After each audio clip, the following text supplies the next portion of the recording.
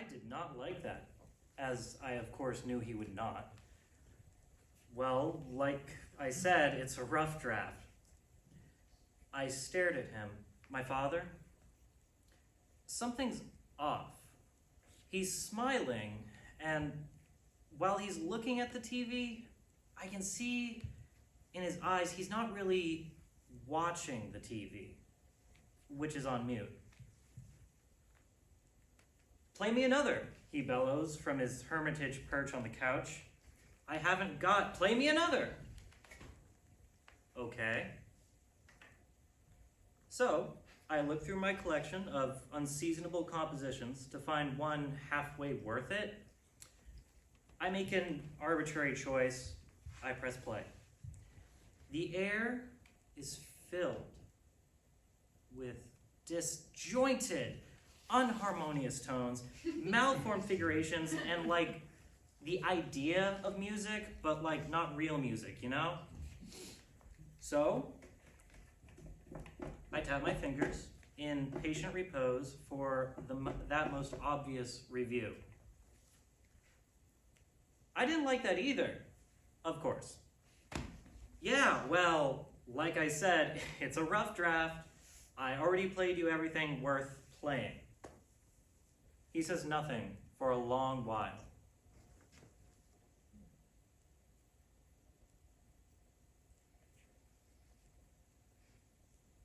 Then, your brother isn't taking my calls.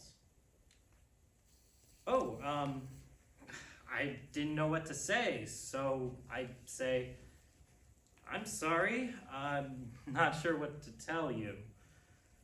This does not satisfy him. Why isn't he taking my calls? What has he been up to? Does he still work at that place? Did he get that surgery? Does he still live at that place? Is he still dating that girl? Why isn't he taking my calls?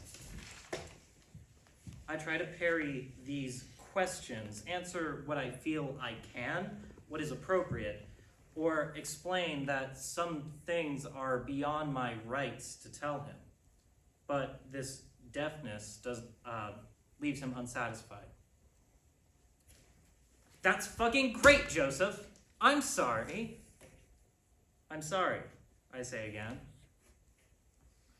His wife, my stepmother, who looks all for God like a Linda, if you ever seen one. You're picturing her perfectly, by the way. Linda arrives and starts dinner. Seizing this opportunity for air, I take a walk. When I return, he seems mellower. But then I see his eyes fixedly staring at that still silent TV. He's drunk. So, of course, he asks more questions. What has your brother been up to? Why isn't he taking my calls? Does your mother hear from him? Does he get my emails? Why isn't he taking my calls? Again, I parry these questions until Linda joins us downstairs, which abates him temporarily, but then he can't help himself. Like a too curious child, he starts asking me things again. Did he get that surgery? Is he taking hormones? What kind of hormones is he taking? Why is he taking my calls? Is he still dating that girl? Did he get that surgery?